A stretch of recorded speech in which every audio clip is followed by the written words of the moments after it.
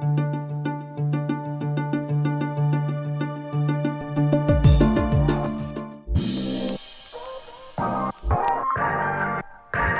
very happy that the creative sector is joining forces because so far in Lebanon, like the creative companies have each been living in their own bubble.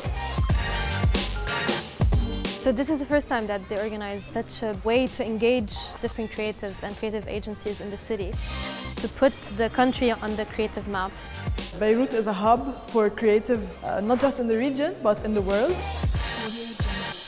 Beirut is the design center in the Middle East. We export like trends and styles all over the world. One of the roles of the Beirut Creative Cluster is to open the conversation.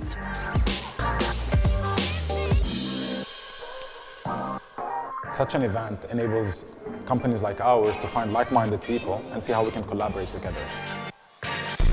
It's important for people from the creative industry to work together. The gaming industry can work with the branding industry. A branding industry can work with an app company. There's plenty of stakeholders. There's brands, there's agencies, there's freelancers, there's entrepreneurs.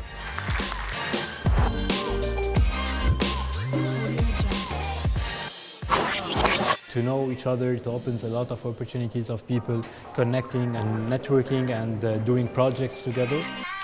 Any SME can present their project and talk about their initiative so people can recognize their work. I think it's a great idea to have an official structured cluster in Lebanon, to be able to structure themselves in such a way where they can collectively apply for much bigger projects and be able to internationalize. But the panels were very interesting and tackling issues that we really need to talk about. I think that just meeting new people from the same talent pool that I'm actually looking for was very beneficial. You can see right now everybody is eager to talk to everybody. This is one of the things that can push Lebanon in the right direction. So what you just saw is basically what we do at Beirut Creative Cluster, which is a business association for the creative sector.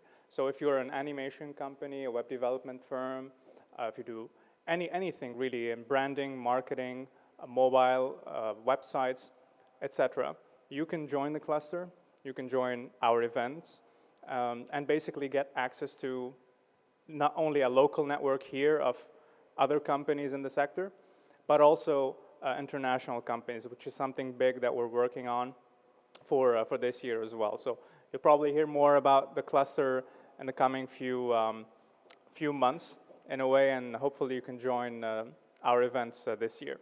Now I want to give you a quick primer. First, maybe a question: how many of you want to dabble in VR, like want to do anything in VR? You know, you think you want to get started? Great. How many people are curious about VR? I imagine it's the reason why you're here. So, all right, so this is a quick primer in a sense that will give you an idea of what's going on in VR today and how do you get started if you want to actually make a game in VR. So, you know, because Lara can talk some more about actual kind of advanced stuff, consider this the primer. So let's see if the clicker works. All right, so what are we going to cover today? We're going to cover three things. First, what platforms are out there? Things like, for example, should you build on iOS? Should you build on mobile in general? On PCs? What should you choose, in a way? What tools, what software tools would you be able to use to build your game or any kind of VR experience you wanna make? And finally, what kind of third party, meaning other people's work, can you use when you create something? Because naturally, you don't have to create everything yourself. So these are the three things, starting with platforms. So there are many platforms you can build VR for. And frankly, these are all of them right now, from the PS4 all the way to, of course, the Oculus, which you may have heard of. We'll see what that is in a moment. To, of course, even iOS today, Android. These are the typical mobile, also PCs, etc. So really, VR experiences have gone insane in a way in the terms of coverage. They cover basically the whole broad spectrum of what's available today. Now, you probably heard or saw one of these, right? This is the HTC Vive. It's kind of high up the market.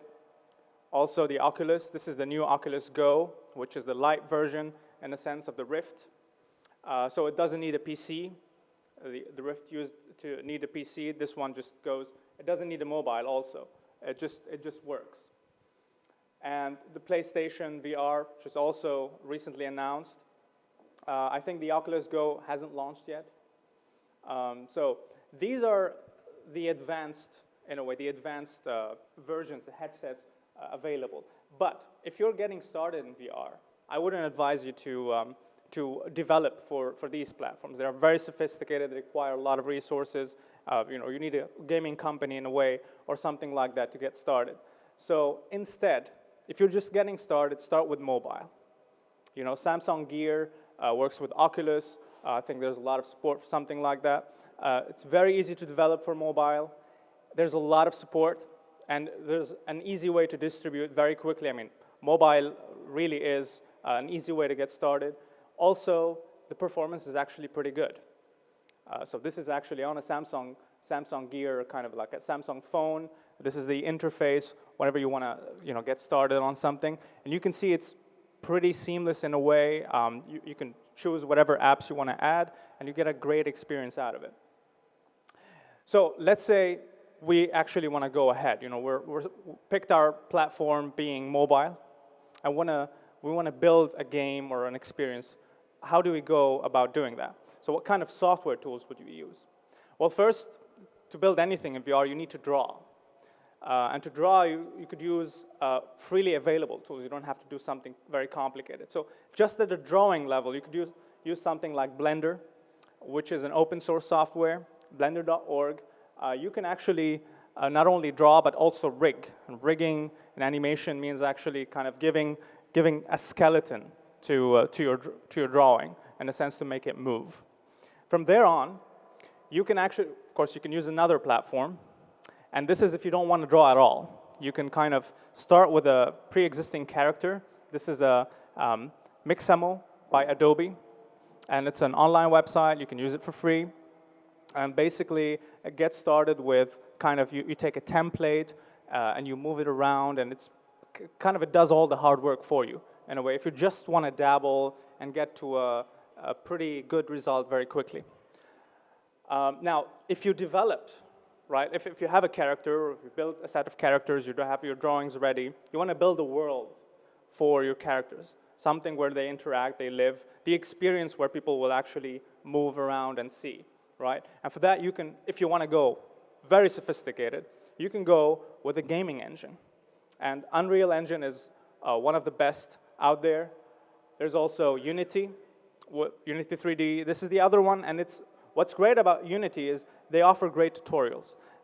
This is actually on their website. If you go right there to that link, you can actually get started with and build your own game through their own tutorials. They have videos, resources ready-made for you just to get you started. So pretty easy to get started. They also have VR samples, so you can download these. It's also on Unity. You can download these and play with them. These are freely available. You can use them whatever you want. Now, a third contender. So there's Unreal Engine, Unity, and now there's Amazon just launched something called Lumberyard. It used to be open source, I believe, Lumberyard. They kind of took it over something, and they're making adjustments to it to support this kind of massive scaling. If you're a gaming company, or if you're really like your game's taking off, you can go extremely big in a sense with Amazon. It's really built for scale and for the social element of it, because Twitch is a company which lets gamers kind of talk to each other while they're playing a game. So it kind of plugs into that immediately. It's pretty cool in that way. All right, so let's say you're building your game. Again, this is a quick primer. We got to a stage where we're building for mobile. We have, let's say, our gaming engine, and we actually we have our animation, our drawings, and want to maybe add some music or add some more artwork. How would we go about that? Again, you don't have to draw everything yourself. There's actually plenty of resources online. This is the Unreal Engine Marketplace, where you can buy basically assets to use, in your games. Some of them are free. This is another one, turbosquid.com. Also, has, again, some free resources, some are paid, but really takes the work kind of away from you. In a way, these are very sophisticated 3D models, and you can use them for all sorts of ways. Music is also pretty good. There are like top two in a way are Audio Jungle, top two resources, and Audio Network. Again, you can find some either like really cheap or basically free music online. For example, this is $1, right? For something where it's royalty free, you can use it, you can distribute it for any number of users you want. So it's a pretty good deal. And of course, along the way, you're going to have to learn even more advanced techniques. And I would suggest, you check out what's available online. Udemy, for example, has great resources, have great courses online. If you want to get either a real primer where you're actually getting started, and you don't think, let's say, you don't want to use the Unity tutorials, or you want to complement that with something else. Or if you want to learn a specific skill, right? Like specifically how to rig or how to do a 3D animation, something specific like that. Also, it's pretty easy to find great resources online for that. Now, just as a bonus, basically we're done, but this is a quick bonus. I want to show you two quick projects I really like, done in VR, and they're just kind of, this is to tickle your imagination a little bit. Both of them are not games, because we're going to cover games, I think, enough, and VR is very, very rich in games right now. I think we need other projects as well. So one of these two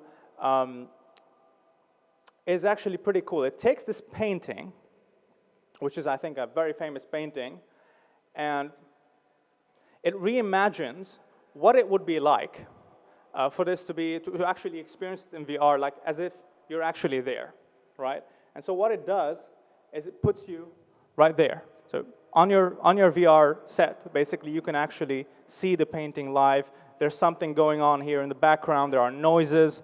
It's a great VR experience. In video, you would see it. Or you can even download this, actually. It's called Art Plunge. You can Google it. I think it's on the App Store, the Android App Store for sure. So you can actually give it a try. Another one I like is, this is the second one, the World Traveler VR. And this is like a glorified Google Maps experience, kind of, where it's a little bit gamified. You start with the map, and basically you can pick any location on the planet, and you jump right in, and you can experience it as if you're there, like pretty insane. So I like these two, frankly, because they really kind of let your imagination go wild. You can do something interesting with it. So VR, I think, is limitless. You can do anything. If you think about, if you have an original idea and you want to develop it, you don't have to go with a gaming engine. You don't have to go with mobile. Pick whatever you can go with, but get started. This is, I think, the most important thing. Hopefully, this piques your curiosity.